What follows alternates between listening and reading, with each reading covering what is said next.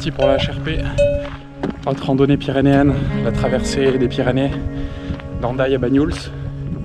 Joli voyage de 1 mois à peu près, et ça démarre au Pays Basque, sous la canicule.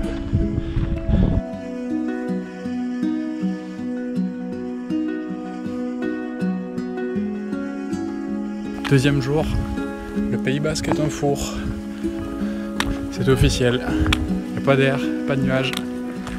Une bonne quarantaine de degrés en plein soleil. C'est très difficile. C'est compliqué, il n'y a pas beaucoup d'eau. Puis il y a de la concurrence en plus.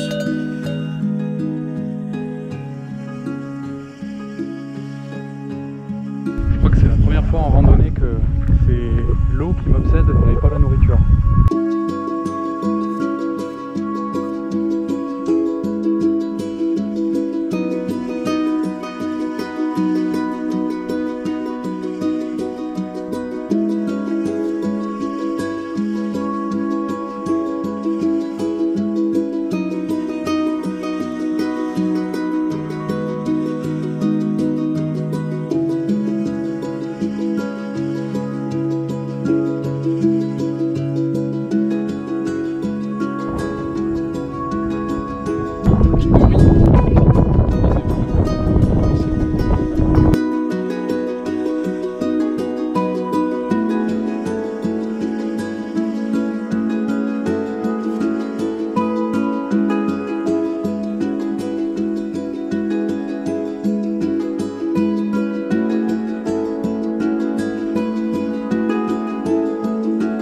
J'ai réussi à trouver une toute petite source, vraiment minuscule.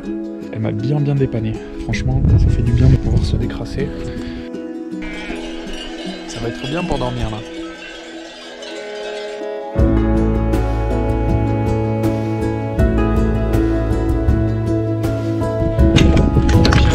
La nuit.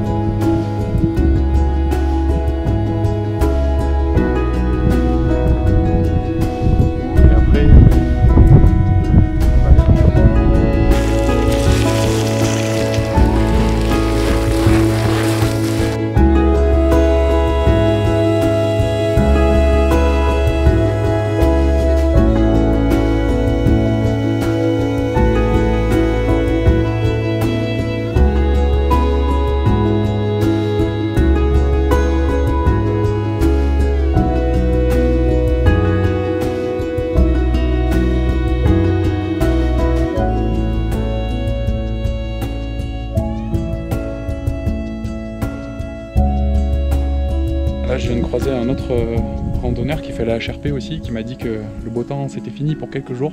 Ça allait être orage et pluie, donc on va profiter aujourd'hui. Vamos!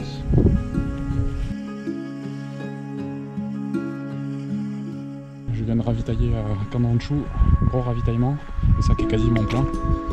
4 jours d'autonomie, le prochain stop c'est Gavarnie. Ça fait toujours un petit peu bizarre de repasser dans des stations de ski. Il n'est pas super beau, il n'y a pas grand monde, elles sont pas spécialement jolies. Et je suis pas mécontent de remonter dans la montagne. Pidgimiz d'Osso, juste là. Je pense que je vais m'en prendre une bonne. Il y a l'orage qui arrive, il tourne, il est juste au-dessus.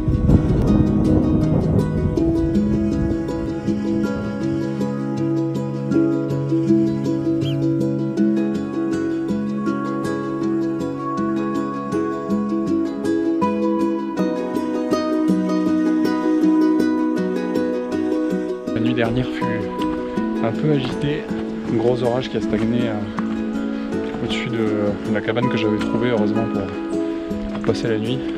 La cabane a pris l'eau, sinon c'est pas drôle. Pas une super nuit, pas bien reposée. Donc là, direction Pic Palace, le fameux passage d'Ortegui.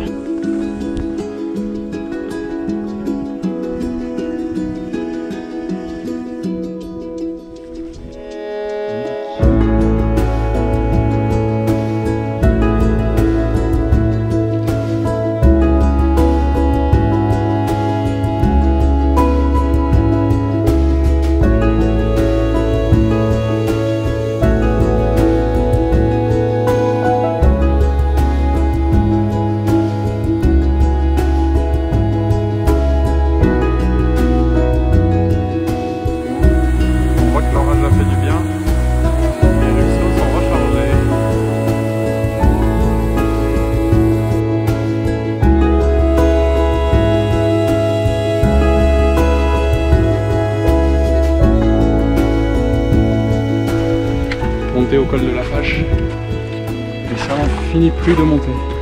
Les jambes sont cramées. 2 minutes de D+, aujourd'hui au moins. Ça va faire du bien de s'allonger un peu. Quand vous pensez, il y a la brume.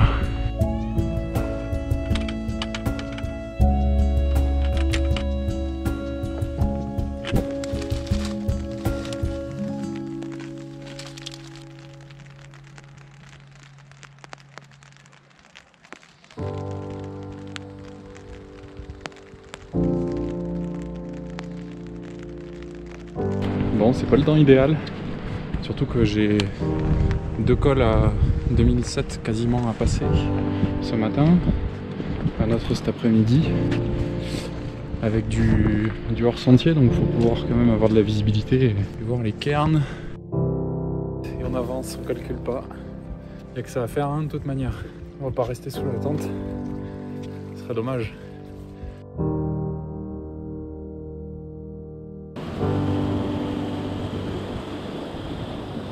Ça y est, les 2 cols sont quasiment franchis et il fait super froid.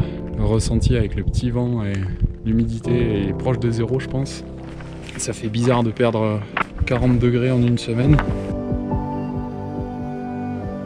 On hésite un peu à pousser jusqu'à Gavarnie aujourd'hui parce que qui dit Gavarnie dit camping, douche chaude et boisson alcoolisée récréative de type binouze.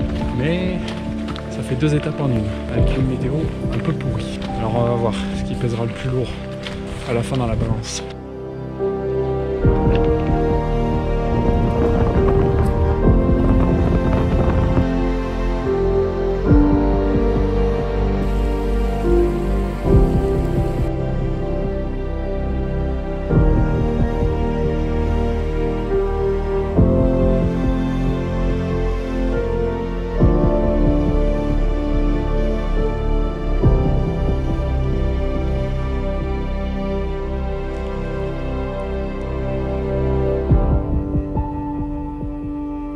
Vu d'ici, on ne comprend pas trop comment ça passe, mais il va bien falloir que ça passe. C'est là, jusqu'au col qui est caché derrière.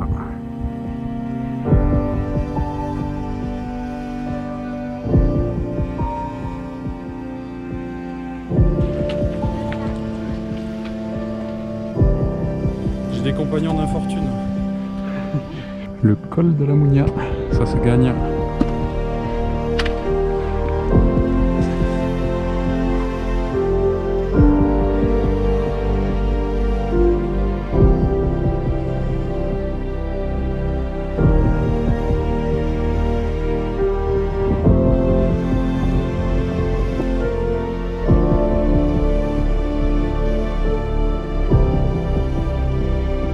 Ça y est, je viens de ravitailler à Tarzan, en Espagne. C'est parti pour la plus grande section en autonomie, c'est cette étape. J'espère faire en 4 ou 5 jours. De toute façon, j'ai pas plus en termes de nourriture. Voilà, le sac il fait environ 20 kg. C'est parti pour le Luchonnet, les Incantats, Manico. Monter vers le col des Götort. C'est les Posettes, une des plus hautes montagnes des Pyrénées derrière Naneto.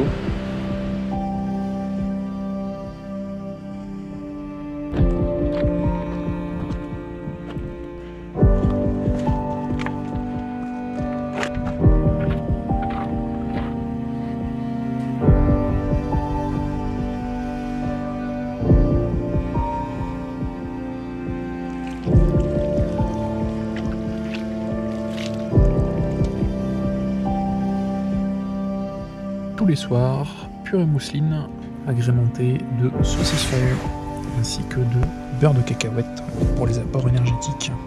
J'en peux plus, sans déconner, de bouffer de la purée mousseline.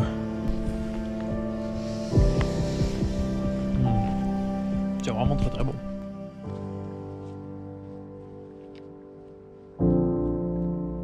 Les tentes des Isclos, là où j'ai passé la nuit, ben, les nuits sont fraîches. Hein.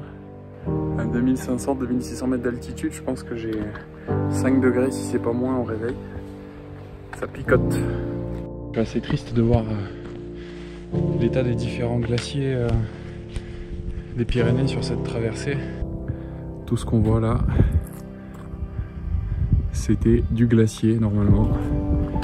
Maintenant, on est juste là-haut, là. Sous les gours blancs, que de la caillasse.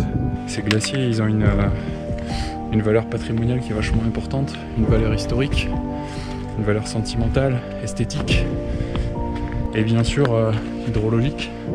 Avant, un des plus jolis glaciers des Pyrénées françaises. Maintenant, un fossile. J'ai bien fait de ne pas prendre les crampons. Et voilà le glacier des Gours Blancs. Ça a de la gueule, hein. Je me demande à quoi vont ressembler les étés dans 10 ou 20 ans. J'ai eu un petit aperçu de tout ça quand je suis parti au milieu de cette 4e canicule dans le Pays Basque, où j'ai eu énormément de mal à trouver de l'eau. Sans ces glaciers, avec des canicules à répétition, est-ce qu'il y aura encore de l'eau dans la vallée, quoi? Et de la vie dans la montagne. Il y a aussi énormément d'activités humaines, de troupeaux. Finalement, les Pyrénées, c'est une immense estive. Il n'y a pas une journée qui s'est passée sans que je croise 1, 2, 3 troupeaux. Est-ce que tout ça va arriver à se maintenir? Ou se maintenir sous la même forme? Est-ce qu'il y aura encore autant de facilité à venir pâturer dans les montagnes? Enfin voilà, c'est mes petites réflexions de la journée en voyant le piteux état des glaciers des Pyrénées françaises et des Pyrénées en général.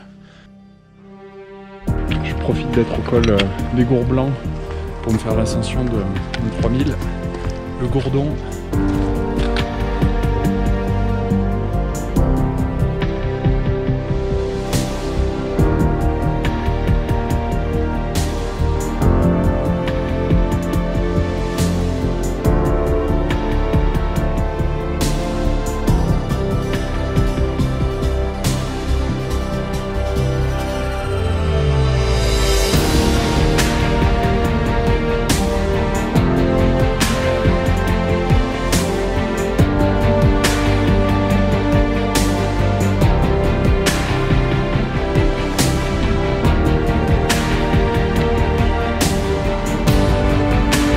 Ce qui est assez impressionnant, c'est que c'est le seul bout de névé, glacier, parce qu'il en reste, que j'ai à traverser pendant toute la traversée.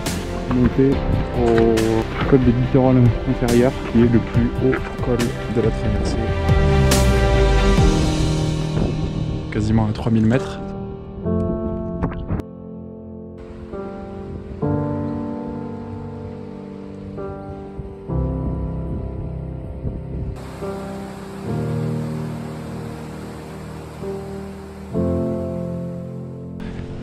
J'ai déjà 10-11 heures de marche dans les pattes.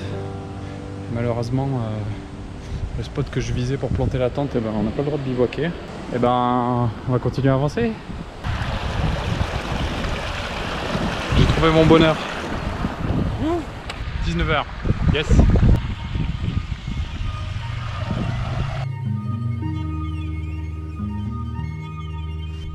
Bien.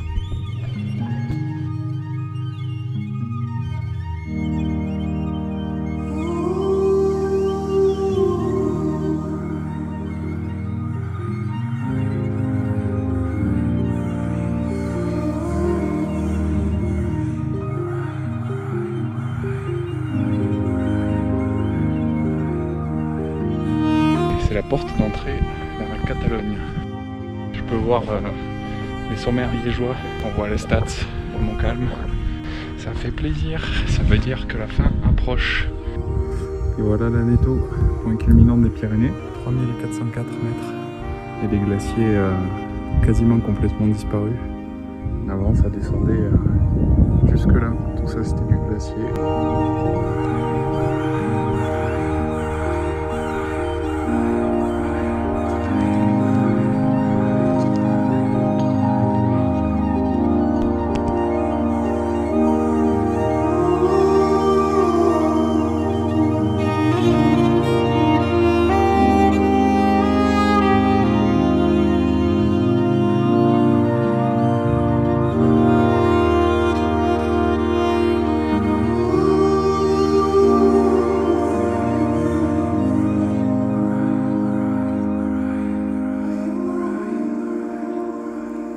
Je me suis ravitaillé à Salardou, problème c'est que je suis arrivé trop tard. Du coup il a fallu attendre 17 h que le magasin rouvre. Je suis sorti de là. Et bah c'est l'heure des orages. Putain, pas cool les horaires espagnols pour les épiceries quoi. Pour le moment c'est en train de stagner sur l'Aneto. Si ça pouvait rester là-bas ce serait bien. Ça devrait me permettre d'être à peu près au sec pour cette nuit. 5h30, mais il faut vraiment que j'avance aujourd'hui parce qu'il y a pas mal de risques d'orage. Et hier ça m'a bloqué.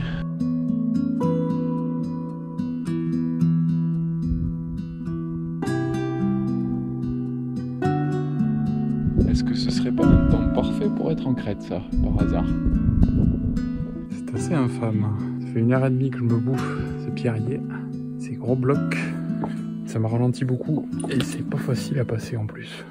Mais c'est beau. Bon bah ça y est, hein, là c'est pour Bibi. Je me le prends bien l'orage. J'ai même sorti la double toile de tente pour mettre à l'abri, là l'orage est vraiment sur moi. Ça pète à 300 mètres à peu près.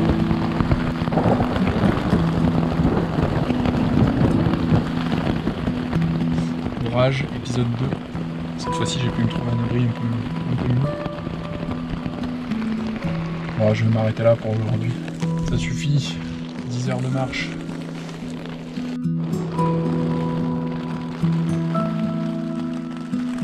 Il finit plus de pleuvoir. J'en ai marre. Bon, ça fait déjà 4 heures que ça donne comme ça. Je sens que ça va être compliqué de dormir.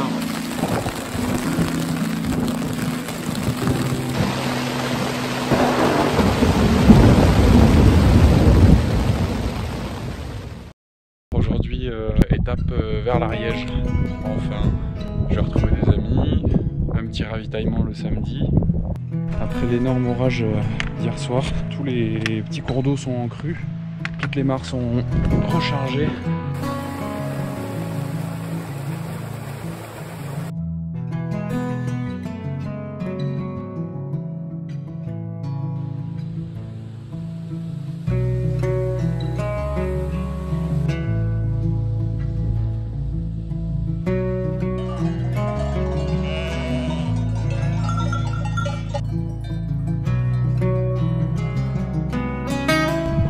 Que je me rapproche de la fin, l'objectif des 25 jours paraît de plus en plus atteignable.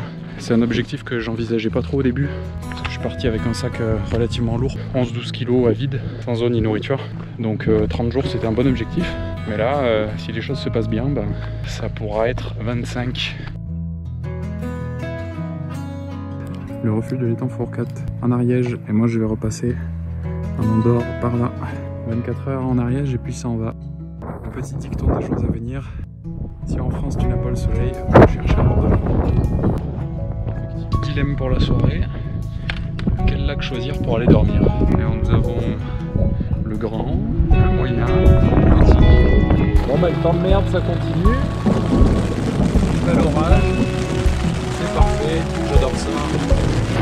Aïe aïe aïe aïe aïe. Putain, vous avez tout bien séché en plus.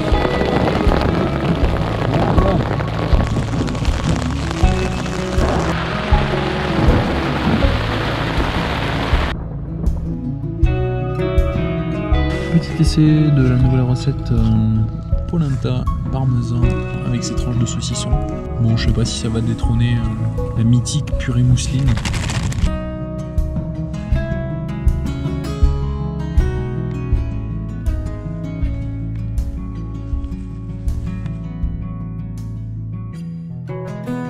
On dirait qu'il a un petit peu neigé hier soir. Neigé ou grêlé. Je commence à voir des choses intéressantes, notamment les Pyrénées-Orientales. Avec le Carlite au fond. Bon, en théorie, là, il y a un lac. Je pensais dormir là, mais en fait, il n'y a plus de lac. Je vais essayer ailleurs. Je crois qu'il y en a un qui est pas loin.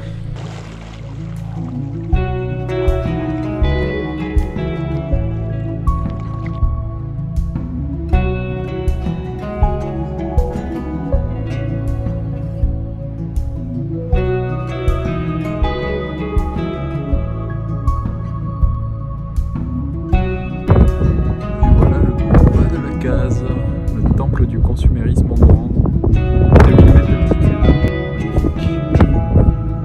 Valira, le plus haut col routier des Pyrénées, à plus de 2400 mètres d'altitude.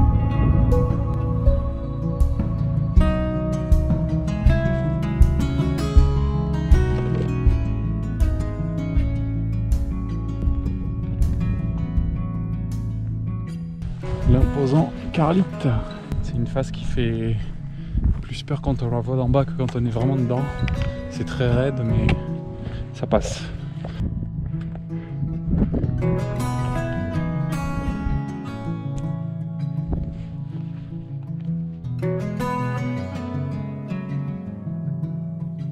Faire toute la crête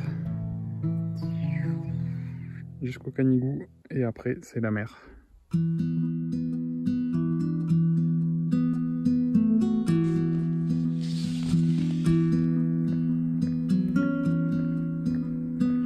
Je viens d'arriver en haut de la vallée d'Aïn. Maintenant, il va falloir suivre la crête.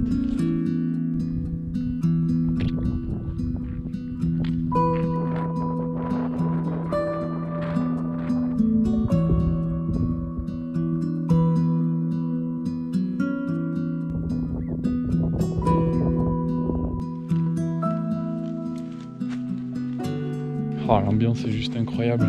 Il est pas 7 heures, il n'y a personne, il n'y a pas de vent, il fait bon. On commence à voir le bout de la HRP avec les lumières de la plaine et de la mer.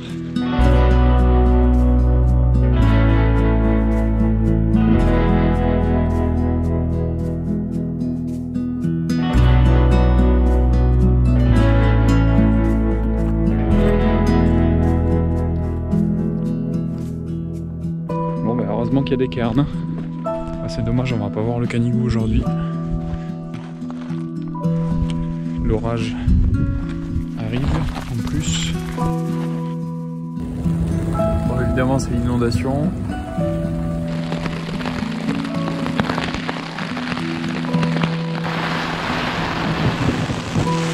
Ah, c'est un peu tendu là. Là, je le prends plein fer.